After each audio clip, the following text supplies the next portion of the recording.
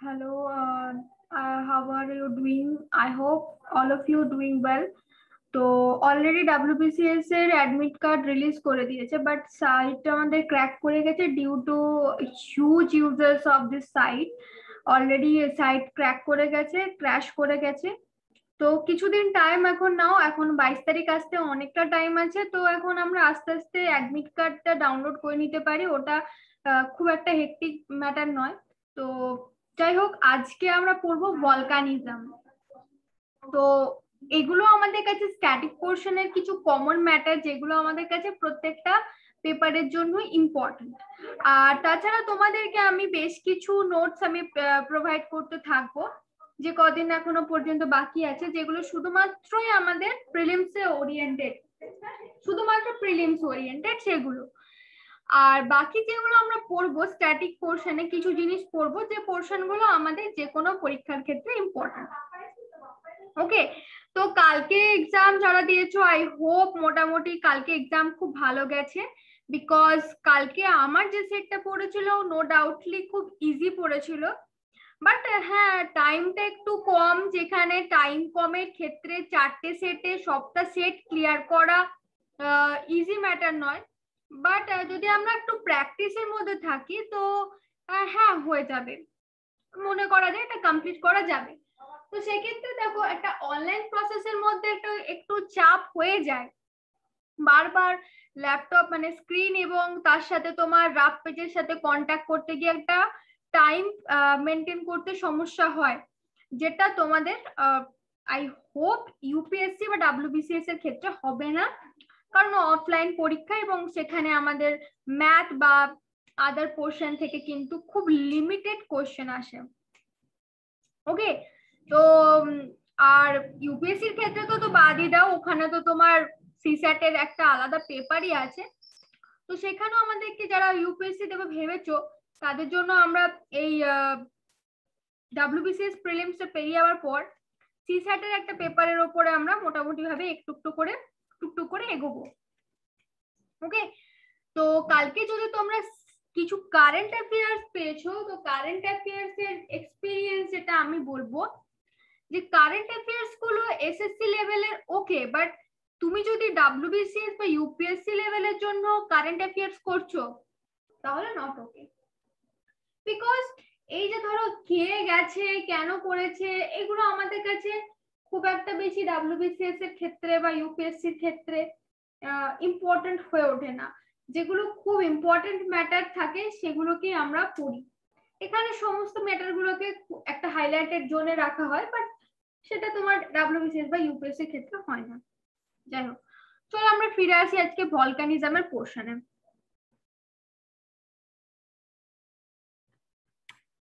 তো আমরা দেখেছি অলরেডি, আমরা স্ট্যাটিক পোর্শনের মধ্যে ইন্টেরিয়ার অফ দ্য আর্থ পড়েছি এবং কন্টিনেন্টাল ড্রিফট পড়েছি। এই কন্টিনেন্টাল ড্রিফটের মধ্যে বেশ কিছু ক্রিটিসিজম লুকিয়ে ছিল। কন্টিনেন্টাল ড্রিফটের মধ্যে এই যে ক্রিটিসিজম গুলো ছিল, যে ড্রব্যাকস গুলো ছিল, সেগুলোকে দূর করার জন্যই কিন্তু প্লেট টেকটনিক থিওরির উৎপত্তি হলো। এই যে plate tectonic theory, plate tectonic যে ঘটছে, তার সবচাইতে বড় এক্সাম্পল কি হতে পারে? এক, হতে পারে আর্থকুয়েক। দুই, হতে পারে ভলকানিক ইরাপশন, যার মাধ্যমে আমরা বোঝাতে পারি যে আমাদের ভূত্বকের একেবারে নিচে, ভূত্বকটা যেমন দেখতে আমাদের পৃথিবীর কেন্দ্র, কিন্তু তেমন নয়। ভূত্বকের নিচের অংশটা কিন্তু সম্পূর্ণ রকম ভাবে আলাদা। তো সেটা বোঝানোর জন্যই আমরা প্রথমত যে এক্সাম্পল গুলো পড়ি, তার মধ্যে ভলকানিজম হচ্ছে অন্যতম। তবে ভলকানিজম পড়তে হলে সবার প্রথমে আমাদেরকে পড়তে হবে কি, ভলকানো ব্যাপারটা কি। আমরা এই যে এত পাহাড় পর্বত দেখি, সবাই কি সেডিমেন্টেশনের কারণে হয়ে থাকে? না। এই যে হিমালয় পর্বতমালা তোমরা দেখছো, এর নিয়েও কিন্তু যথেষ্ট কনফ্লিক্ট রয়েছে। বেশ কিছু জিওমরফোলজিস্ট বা জিওলজিস্টদের মতে যে এই হিমালয় পর্বতমালার যে পাথর রয়েছে তার মধ্যে সেডিমেন্টেশনের পাশাপাশি ইগনিয়াস রকেরও এভিডেন্সেস পাওয়া গেছে। তার মানে আমরা বলতে পারি খানিকটা সেডিমেন্টেশনে ঘটেছে, খানিকটা ঘটেছে আগ্নেয়গিরির অগ্নুৎপাতের ফলে। এই যে ধরো আগ্নেয়গিরির অগ্নুৎপাতের কারণ বলে দেওয়া হলো, অর্থাৎ এখানে আমরা বলতে পারি যে হ্যাঁ কোনো একটা সময় এখানে কোনো একটা আগ্নেয়গিরি ছিল, আদারওয়াইজ তো অগ্নুৎপাত ঘটতে পারে না। তুমি যদি এখন ব্যারেন আইল্যান্ড যাও তাহলে তুমি বলতে পারবে যে হ্যাঁ আমি একটা ভলক্যানিক এরিয়াতে বিলং করছি, দাঁড়িয়ে আছি। তো সেটা তুমি কিসের ওপর ভিত্তি করে বলবে? নিশ্চয়ই সেরকম কোনো এভিডেন্স আছে যে হ্যাঁ একটা সময় সেখানে অগ্নুৎপাত ঘটতো, তবেই তো বলতে পারবে। সেরকমই আমাকে যখন কোনো এভিডেন্স আমার কাছে আসে তাহলে সেটাকে আমাকে প্রুফ করতে হয়। তো প্রুফ করার জন্য আমাদের কাছে যে যে এক্সাম্পল গুলো, যে যে ইস্যু গুলো ক্রিয়েট হয় সেটা হচ্ছে ভলক্যানিজম, বা আমরা নিতে পারি তার সাথে সাথে সবচেয়ে সহজ এবং সঠিক সেটা হচ্ছে আর্থকোয়েক। তো ভলকানো ব্যাপারটা কি? আমরা নর্মালি আমরা একটা মুখকে যদি ধরে নিলাম, আমাদের মুখটাকে যদি পৃথিবীর ভূত্বক ধরে নিই তাহলে দেখবে আমাদের মুখে সামটাইমস বেশ কিছু ব্ল্যাক হেডস, হোয়াইট হেডস এই সমস্ত দেখা যায়। তো এইগুলোকে যখন আমরা বের করে দিই ভায়া বিউটি পার্লার হোক, ভায়া নিজেদের টেকনিক হোক, বা যেভাবেই হোক না কেন, আমাদের যে জায়গাগুলোতে ব্ল্যাক হেডস ছিল মুখে সেই জায়গাগুলো কি হয়, গর্তটা রয়ে যায়, সেটা পূরণ হতে সময় লাগে। সেরকমই পৃথিবীর ত্বকের ওপরেও এরকম বেশ কিছু পোরস রয়েছে যেগুলো gas, molten rock material, ash, steam etcetera দিয়ে তৈরি। এগুলো তখনই তৈরি হয় যখন কোনো যেমন ধরো আমাদের মুখে ব্ল্যাক হেডস, হোয়াইট হেডস ইত্যাদি, যদি আমরা এই এক্সাম্পলটা দিলে, আমি এই যে এক্সাম্পলটা দিচ্ছি মাইন্ড মেবি এটা খুব একটা হাস্যকর একটা এক্সাম্পল, বাট কি হয় ব্যাপারগুলো বোঝার জন্য তোমাদেরকে এই সোজা একটা এক্সাম্পল দিচ্ছি। আমরা যখন কোন মুখ ভর্তি black heads, white heads etcetera নিয়ে যাই তখন আমাদের পার্লারের মেয়েরা বলে কি যে আরে তোমার মুখের এই জায়গাটা ডেড স্কিন রয়েছে, ব্লাডটা ইমপিওর হয়ে গেছে, তাই জন্যই এত ব্রণ হচ্ছে, এত পিম্পলস হচ্ছে, বা এত black heads, white heads, acne ট্যাকনি, বিভিন্ন রকম টার্ম দিয়ে আমাদেরকে বুঝিয়ে দেয়। সেরকমই পৃথিবীর যে অংশটা রিলেটিভলি উইক থাকে সেই জায়গাতেই কিনা পৃথিবীর মুখের মধ্যেও কিনা পোর্স দেখা দেয়, ব্ল্যাক হেডস, হোয়াইট হেডস, বিভিন্ন রকম পোর্স দেখা দেয়। এই পোর্স গুলোই ভলকানিক অ্যাক্টিভিটি করতে সাহায্য করে এবং ভলকানিক অ্যাক্টিভিটির মাধ্যমে মালভূমি অঞ্চল এবং পার্বত্য অঞ্চলও সৃষ্টি হয়। তো আমাদের জিওলজিস্টরা বলেছেন যে কোনো একটি দুর্বল পৃথিবীর দুর্বল স্থান থেকে যখন পৃথিবীর ভেতরে থাকা গলিত সান্দ্র রক্স গুলো বেরিয়ে আসে এবং ভূমিরূপ গঠন করে, সে বিষয়টিকে আমরা বলবো অগ্নুৎপাত বা ভলকানিজম, এবং যার দ্বারা বেরিয়ে আসে তাকে আমরা বলবো আগ্নেয়গিরি। তাহলে ভলকানিক ইরাপশন, তবে জিওলজিস্টরা দেখলেন এই যে ভলকানিজম ঘটছে, তাহলে এর কি নির্দিষ্ট কিছু ক্রাইটেরিয়া আছে যার মাধ্যমে আমরা একে পরিচয় লাভ করতে পারি? তো দেখলেন যে আমরা কিন্তু একে খুব সহজ এবং সাধারণভাবে সুন্দরভাবে এর নামকরণ করতে পারি। তাই নামকরণ করলেন আইসল্যান্ডিক, একে বলা হয় ফিশার ইরাপশন। মূলত এই লাভা হচ্ছে ব্যাসল্টিক এবং এর ভিসকোসিটি কিন্তু একেবারে লো, এবং মূলত খুব সুন্দরভাবে প্রবাহিত হয় এবং হিউজ কোয়ান্টিটির প্ল্যাটু ফর্ম করে।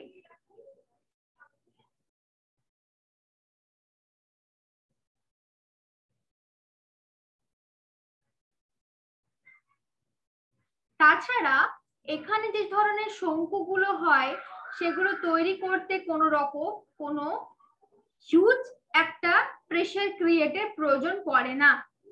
এক্সাম্পল কলম্বিয়া, ডেকান প্ল্যাটু, আমাদের ভারতবর্ষের ইত্যাদি। এরপরে নাম দেওয়া হলো হাওয়াইয়ান। এটাও কিনা ফিশার অগ্নুৎপাত। আমি এটা বুঝিয়ে দেবো ফিশার এবং বিদার অগ্নুৎপাত কি, এগুলো আমি তোমাদেরকে একটু একটু করে মানে ক্লিয়ার করে দেবো। এগুলোকে বলা হয় crater or caldera eruption. Crater or caldera কি বিষয়? ধরো কোনো একটা জায়গা, যেমন ধরো আমাদের মুখটাই ধরে নাও, আবার আমাদের মুখের কাছে ফিরে আসি। একটা ব্ল্যাক হেডস ছিল, আমি দু হাত দিয়ে প্রেসার দিয়ে ব্ল্যাক হেডসটাকে বের করে দিলাম। আলটিমেটলি কি হলো, যে জায়গায় ব্ল্যাক হেডসটা ছিল সেই জায়গাটা গর্তটা কিন্তু রয়ে গেল। এরপর আমি ক্রিম মাখলাম, ক্রিমের কোনাগুলো ওই গর্তটার মধ্যে ঢুকে গেল, দিয়ে ক্রেটার রেডি করলো। ক্রেটার মানে হচ্ছে অগ্নুৎপাতের দ্বারা সৃষ্ট হ্রদ। এগুলো কিন্তু ছোট আকারের হয় এবং এখান থেকে প্রচুর পরিমাণে গ্যাস উৎপাদন হয়। এবং অগ্নুৎপাতে মনে রাখবে, এমন কিছু অগ্নুৎপাতের কারণে এমন কিছু গ্যাস উৎপন্ন হয় যেগুলো আমাদের মানুষ এবং পরিবেশের ক্ষেত্রে প্রচন্ড রকম ভাবে বিপজ্জনক। এরপরে নাম দেওয়া হলো স্ট্র্যাম্বোলিয়ান। কি এটা? এরা মূলত স্ট্র্যাটোকোনস রেডি করে। লাভা ভেতর থেকে বেরিয়ে আসে, সলিডিফাইড হয় লেয়ার বাই লেয়ার এবং একটা রিদমিক স্ট্রাকচার রেডি করে। সামটাইমস এখান থেকে কিন্তু এই লাভাগুলো যখন জমাট বেঁধে যায়, কখনো কখনো বম বা স্করিয়াও কিন্তু ক্রিয়েট করে। এরা মানে বম স্করিয়া বলতে এরা কি হয়, অনেকদিন ধরে জমা রইলো, এখানে হিউজ আকারের গ্যাস রয়েছে, নিজেই বিস্ফোরণ হয়ে যায়। এরপরে আমরা আসি ভলকানিয়ান। এরাও কিন্তু একই রকম ভাবে স্ট্র্যাটোকোন রেডি করে। লাভা এখানে বেশি ভিসাস, লাভা সলিডিফাই হয় এবং মূলত ছোট ছোট ভেন্ট রেডি করে। তাছাড়া বিভিন্ন রকমের এক্সপ্লোশন কিন্তু এখানে বেশি দেখা যায়। অর্থাৎ লাভা যখন বেরিয়ে আসে একটা হিউজ আকারের বাস্ট হয়ে থাকে এবং এই লাভা কিন্তু মূলত টপ থেকে বটম অবধি ধীরে ধীরে প্রবাহিত হয়। ভিসুভিয়ান, এরপরে আসি, এটা মূলত ভায়োলেন্টলি এক্সপ্লোসিভ গ্যাস চার্জ করে এবং স্ট্র্যাটোকোন ভেন্ট রেডি করে। এটা একটা লং পিরিয়ডিক একটা বিষয়। এই ভিসুভিয়াস আইল্যান্ডের ভিসুভিয়াস যে অগ্নুৎপাত লং টার্ম চলে, একবার শুরু হলে মোটামুটি ভাবে এটা লং টার্ম কন্টিনিউ হয়। এবং এই যে লাভা বেরিয়ে আসে, এটা মূলত বিভিন্ন গ্যাসের থেকে ডিপোজিট করে টেফরা। এই যে এই বিষয়গুলোকে বলা হয় টেফরা।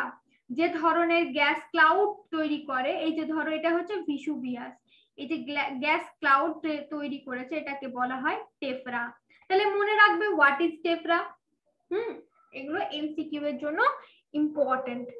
এরপরে আসি পিলিয়ান। অবশ্যই violent, more violent than Vesuvian. Last major phase uprush of is the uprush of gas and carries crowd rapidly upward vertical columns for mile. মানে এটা যখন এক্সপ্লোড হয়, হিউজ আকারের একটা গ্যাস, তার সাথে বেশ কিছু নুড়ি পাথর লাভা প্রচুর পরিমাণে নিয়ে আসে, একটা লেন্দি ওয়েতে কিন্তু গ্যাস ক্লাউড ক্রিয়েট করে, তবে জেনারেলি লো। পেলান কি প্লিয়ান, এটা হাই ভিসকোসিটি লাভা নিয়ে আসে এবং এক্সপ্লোসিভনেস কম। তাছাড়া এখানে মোটামুটি স্ট্র্যাটোভলকানো ব্লক হয়ে যায় এবং কি হয় এগুলো, এটা পেলিয়ানের কি, ধরো লাভাটা বেরোতে গিয়ে রাস্তাটা ব্লক হয়ে গেছে, সেক্ষেত্রে কি হবে, ওই লাভাটা কিন্তু উঠে আসবে বাট বেরোবে না, ক্রমশ ওই পাহাড়ের মানে যে রাস্তাটা দিয়ে ধরো এটা হচ্ছে ধরে নাও এটা একটা আগ্নেয়গিরি, এবার এখান থেকে লাভা বেরিয়ে আসবে, কিন্তু এই ক্ষেত্রে কি হয়, এই মুখটা জমাট বেঁধে যায় প্রথমে বেরিয়ে আসার আগে। তাহলে ধরো এই পোর্শন থেকে লাভা তো আসছে, সে কিন্তু ক্রমশ জমাট বাঁধতে শুরু করছে এবং একে এখানে কিনা ভেতরে একটা শিলা তৈরি হয়ে যায়, যেটা পরবর্তীকালে কিন্তু একটা বৃহৎ আকারের শিলা হয়ে বেরিয়ে আসতে পারে, যেমন তোমরা অযোধ্যা পাহাড়কে দেখছো। এরপরে আসে কাটমাইয়ান, এটা কিন্তু পিলিয়ানের মতোই, তবে ম্যাসিভ, এটা খুব প্রচুর পরিমাণে ম্যাসিভ আউটপোরিং, এবং এখানে কিন্তু হিউজ আকারের টেফরা এক্সপ্লয়েজিভ দেখা যায়। তাছাড়া ইগনিমব্রাইটস কমন প্রোডাক্ট, তাছাড়া এখানে মূলত যে হট স্প্রিং গুলো তৈরি হয়, এর মাধ্যমে হট স্প্রিং গুলো ক্রিয়েট হয়ে থাকে। এবারে আমরা তো অলরেডি পড়লাম কাইন্ডস অফ ভলকানিজম। এবারে আসি ভলকানোকে যদি আমি নাই জানতে পারলাম তাহলে আমার ভলকানিজম জেনে কোনো লাভ হবে না। প্রথমত ব্যাসাল্ট কোন হচ্ছে এই ধরনের একেবারে আগ্নেয়গিরি দেখতে পাওয়া যায় না বললেই চলে, কারণ টোটালি এখানে ব্যাসাল্টিক লাভা দ্বারা ফ্লুইডলি প্রচুর পরিমাণে এনরিচ থাকে। আর আমরা জানি আমাদের এখানে কিন্তু আমাদের পুরোপুরি পৃথিবীতে ব্যাসাল্টিক জোনের মাত্রাটা অনেকটা কম। এক্সাম্পল হিসেবে বলবো রাঙ্গি টোটো নিউজিল্যান্ডের, আইসল্যান্ডের হিউজ একটা কঠিন নাম, সো সরি আমি প্রনাউন্স করতে পারলাম না, sorry. So then next basalt domes হচ্ছে ফ্ল্যাট ডোমস, এরা কিনা ব্যাসল্টিক লাভা দিয়ে তৈরি হয়। এখানে কিন্তু হাইটটা কম তবে চওড়াটা বেশি। হাওয়াইয়ান ভলকানোকে আমরা ব্যাসল্ট ডোম হিসাবে বলতে পারি। অ্যাশ এন্ড সিন্ডার কোনস, এটা কিরকম, মূলত হাইলি ভিসিয়াস লাভা দিয়ে গঠিত হয়।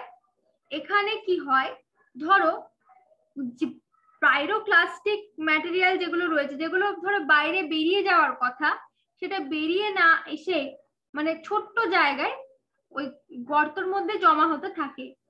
এবার জমা হতে হতে নিচ থেকে যখন হিউজ আকারের প্রেসার পড়ে তখন তার মুন্ডুটাই উড়ে যায়, নিয়ে ওই অনেকটা পরিমাণে লাভা সমস্ত ভেতরে যা ছিল জমা সেটা বেরিয়ে গেল। বেরিয়ে যাওয়ার পর ঠিক এই ধরনের একটা ফরমেশন ক্রিয়েট করে।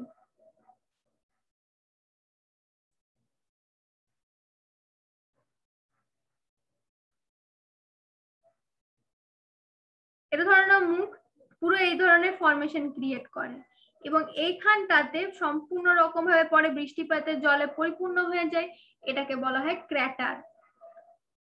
কম্পোজাইট ও স্ট্র্যাটোকোন, এরা মূলত অল্টারনেটিভ শীটের মতো পাইরোক্লাস্টিক ম্যাটেরিয়াল দিয়ে লেয়ার বাই লেয়ার সঞ্চিত হয় এবং এখানে কিন্তু টোটালি আমাদের বিশ্বে প্রচুর পরিমাণে কম্পোজাইট ও স্ট্র্যাটোকোন ভলকানো প্রচুর রয়েছে, যেমন মাউন্ট ফুজিয়ামা বেশ বিখ্যাত, Vesuviano of Italy, Cotopaxi, Chimborazo আর অফ ইকুয়েডর, এরা হচ্ছে গুড এক্সাম্পল ফর দিস।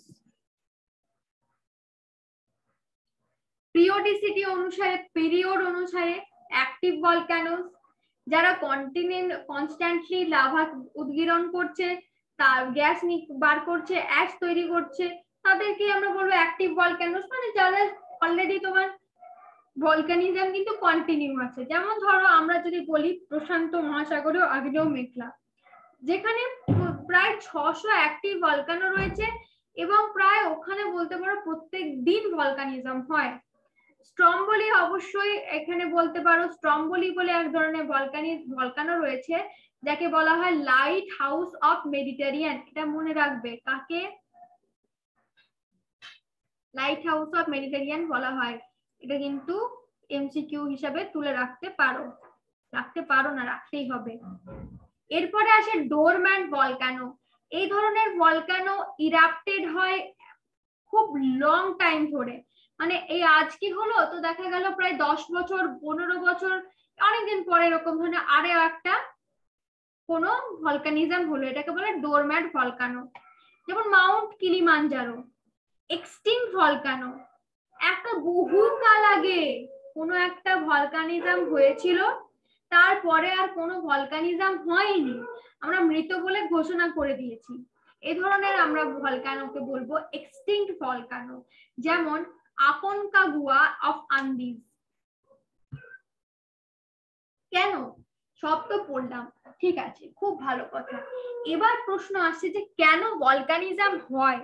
এখান থেকে আমরা কিন্তু খুঁজে পাবো আমাদের প্রথম বলা কথাটা, যে আমরা এই যে ধরো কন্টিনেন্টাল ড্রিফট থিওরির মধ্যে যে সমস্ত ভুলগুলো ছিল, সেই ভুলগুলোকে শোধরানোর জন্যই তো জিওলজিস্টরা নিয়ে এলো কি, প্লেট টেকটনিক থিওরি। তাহলে প্লেট টেকটনিক থিওরি নিয়ে আসার পর তাকে ঠিক করতে হতো বেশ কিছু কারণ, কিছু এভিডেন্স। তো যিনি প্লেট টেকটনিক থিওরি যারা দিলেন তারা বললেন ভলকানিজম, তারপরে তোমার আর্থকুয়েক, এই দুটো ফ্যাক্টরকে মূলত মূল করলো। তাহলে এই দুটো ফ্যাক্টর কেন হয়, ভলকানিজম কেন হয়, সেটা তোমাকে প্রমাণ করতে হবে। সেরকম ভাবে আর্থকুয়েক কেন হয় সেটাকেও প্রমাণ করতে হবে। তো প্রমাণ ছাড়া তো সায়েন্স চলে না। And geography is the part of huge part of science. যেখানে আমরা মনে করেছিলাম, আমিও একটা সময় মনে করেছিলাম যে বাবা আমি তো আর্টস এর স্টুডেন্ট, আমার বেশ ছুটকারা হয়ে গেল ম্যাথ ফ্যাথ থেকে, তো আমার তো কোনো লাভ নেই। আলটিমেটলি জিওগ্রাফি যখন অনার্স নিলাম তখন বুঝতে পারলাম যে কত ধানে কত চাল, আর কত চালে কত ভাত। যাই হোক, হিউজ অ্যামাউন্ট অফ ম্যাথ থাকে, হিউজ অ্যামাউন্ট অফ ম্যাথ থাকে, ফিজিক্স কেমিস্ট্রি সমস্ত কিছু পড়তে হয় যে ধরো জিওগ্রাফি নিয়েছে। আর যে জিওমরফোলজি নিয়েছে আমার মতো যারা ভেবে নিয়েছিল স্পেশাল পেপার হিসেবে জিওমরফোলজি, তাদের তো জীবনে আর কিছু থাকবে না, মানে ওই নদী খালি বিল এই সমস্ত জায়গাতে ঘুরে ঘুরে আর ইকুয়েশন করে করে ল্যাপটপের সামনে বসে বসে ম্যাপিং করে করে জীবন শেষ। যাই হোক, চলো এবার ফিরে আসি আবার আমাদের নিজের কাজে। সেটা হচ্ছে কেন ভলকানিজম হয়। দেখো, আমাদের যে ইন্টেরিয়র অফ দ্য আর্থ রয়েছে, আমরা যে উপরে আমরা বাস করি কোথায়, পৃথিবীর ভূত্বকে, ত্বকে, তার উপরে। তো এখানকার যে টেম্পারেচার, এখানকার যে ক্লাইমেটিক কন্ডিশন, টোটালটার সাথে ইন্টেরিয়র অফ দ্য আর্থের যে কন্ডিশন, টোটালটা আলাদা। এবং আমরা যদি একবারে ফরমেশন অফ দ্য আর্থের তত্ত্বে চলে যাই, তাহলে আমরা পড়েছিলাম কি, গ্যাসীয় তত্ত্ব অনুযায়ী বলা হয়েছিল একটা গ্যাসীয় পিণ্ড ঘুরতে ঘুরতে ক্রমশ সলিড হয়েছে। সেই তত্ত্বকে যদি আমরা মেনে নিই বা বিগ ব্যাং থিওরিকে যদি আমরা মেনে নিই, তাহলে যে রেডিও অ্যাক্টিভিটি পাওয়া গিয়েছে তাতে আমাদের দেখতে পাচ্ছি যে পৃথিবীর ত্বকটা সলিড হয়েছে বেশি।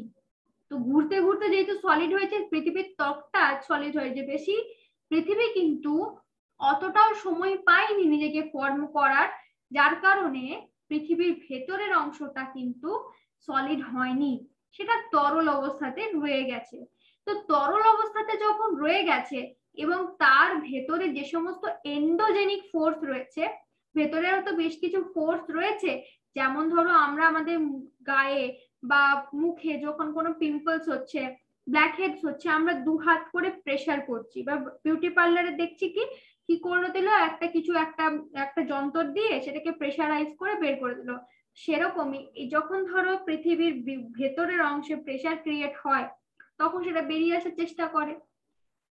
স্বাভাবিকভাবে টেম্পারেচারের যে ডিফারেন্স রয়েছে, সেই ডিফারেন্সটা কি প্রিপেয়ার করে, কনভেকশনাল কারেন্ট ম্যান্টেলের মধ্যে। এই কনভেকশনাল কারেন্টে কিন্তু কনভার্জেন্ট আর ডাইভার্জেন্ট বাউন্ডারির মধ্যে, এই বাউন্ডারি গুলো হচ্ছে ছোট, খুব weak. Convergent and divergent boundary প্লেটের মধ্যে হয়। মানে কি, ধরো এটা দুটো প্লেট, তো প্লেটের এই অংশটা হচ্ছে কনভার্জেন্ট বাউন্ডারি, এইটা হচ্ছে ডাইভার্জেন্ট বাউন্ডারি।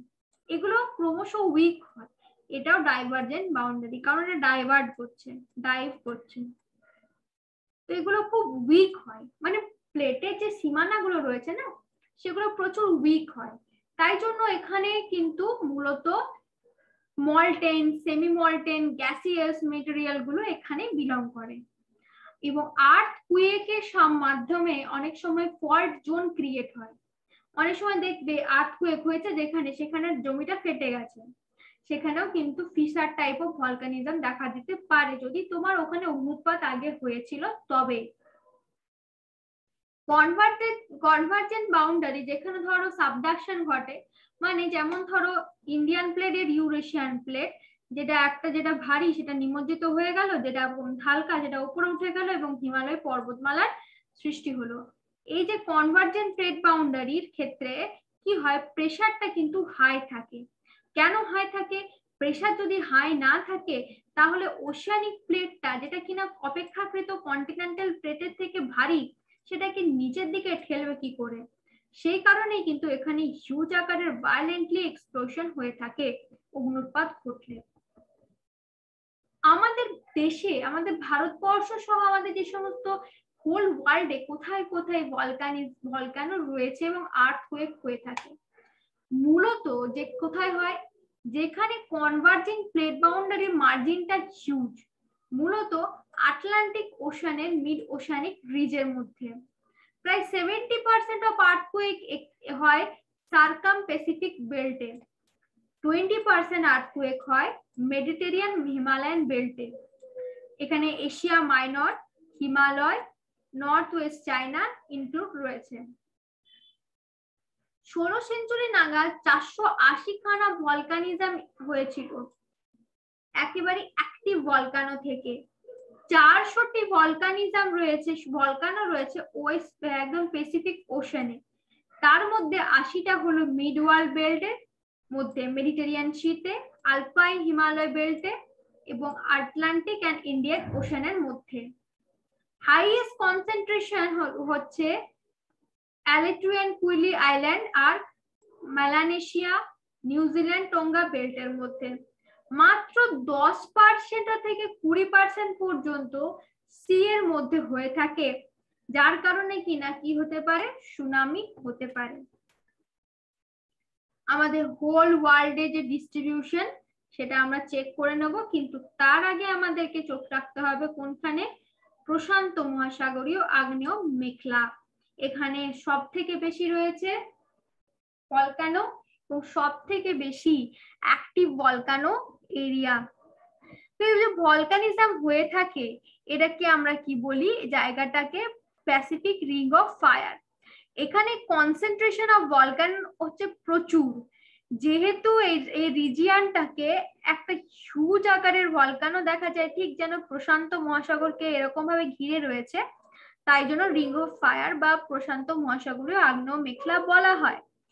এখানে রয়েছে আলুটিয়ান আইল্যান্ড, কামচাটকা জাপান, যেটা কামচাটকা জাপানের দিকে ক্রমশ প্রবাহিত, ফিলিপাইন্স, ইন্দোনেশিয়া, জাভা, সুমাত্রা এগুলো রয়েছে, Solomon, New Hebrides, Tonga, North Island, North New Zealand এগুলোরও বেশ কিছু ভলকানো রয়েছে, আন্দিজ রয়েছে, আন্দিজের মধ্যে গুয়াতেমালা, কোস্টারিকা, নিকারাগুয়া, মেক্সিকো এই শহরগুলো পড়ছে এবং তাদের ভলকানো গুলো পড়ছে।